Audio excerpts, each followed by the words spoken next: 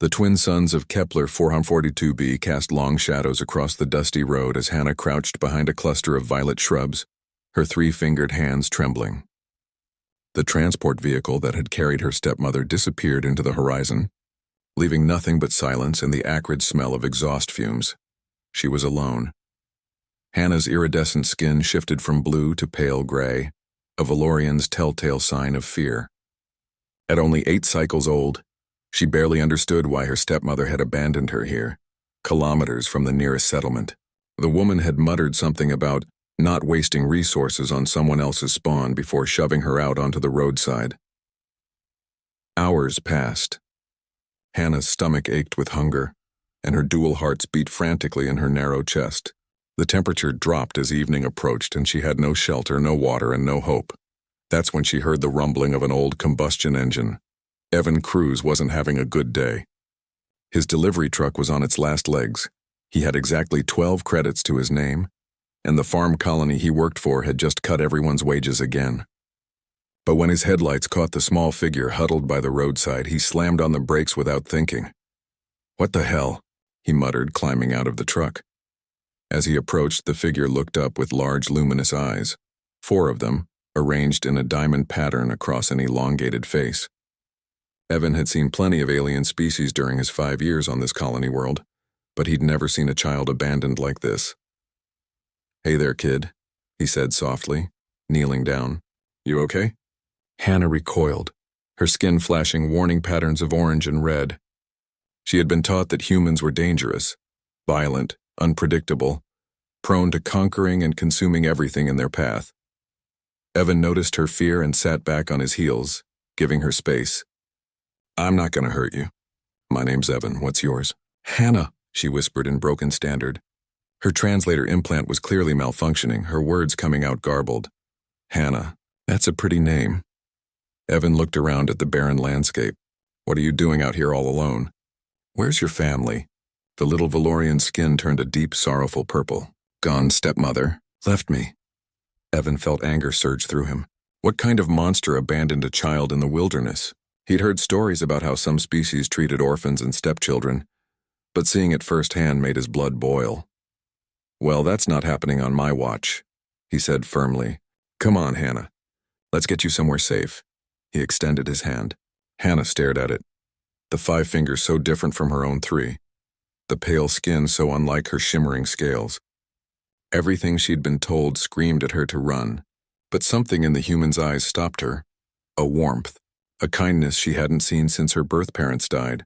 Slowly, she placed her small hand in his. Evan's apartment was tiny, just 2 rooms in a crumbling building on the edge of the human settlement. But to Hannah, it was a palace. He gave her the only bed while he took the couch, fed her from his meager rations, and spent 3 hours that night fixing her translator implant with nothing but spare parts and determination. "There," he said, carefully reattaching the device behind her auditory ridge. "Try it now." "Testing," Hannah said. The words came out clear and perfect. "Oh, it works." Evan grinned. "Yeah, I'm pretty good with tech.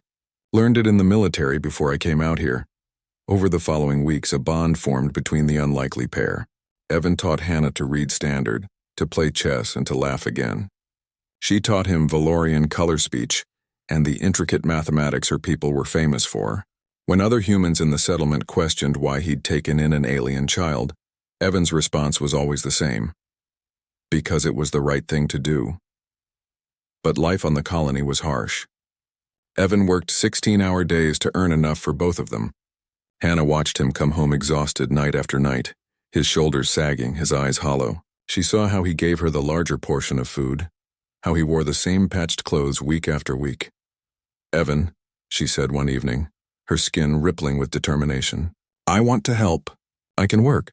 "Absolutely not," he replied immediately. "You're a kid.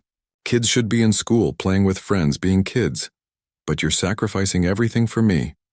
That's what family does, Hannah." He knelt down to her level, his expression soft. "When I found you on that road, scared and alone, I made a choice. You're my responsibility now. And more than that, you're important to me. I'm not going to let you throw away your childhood just because things are tight." Hannah's eyes glistened with tears, a trait her species shared with humans. She threw her arms around him. Thank you, Evan. Thank you for choosing me. Months turned into a year. Hannah excelled in the colony school, her Valorian intellect combined with Evan's encouragement propelling her to the top of her class. When the Colony Education Board offered her a full scholarship to the prestigious academy on Earth, she was ecstatic, until she realized what it meant. I can't leave you, she insisted. You need me here. Evan shook his head, smiling through his own emotions. Hannah, this is your chance. Your opportunity to become everything you're meant to be. I'll be fine, but the money, we'll figure it out. We always do. On the day Hannah departed for Earth, half the colony came to see her off. The little alien girl who'd been left to die had become a symbol of hope, of what could be achieved when someone simply chose kindness. As the shuttle lifted off, Evan watched from the ground, waving until she was nothing but a speck against the sky. His paycheck was still small, his apartment still cramped, his truck still dying, but his heart was full, because sometimes the most human thing you can do is see someone who needs help and simply say, "Not on my watch." And sometimes that changes everything.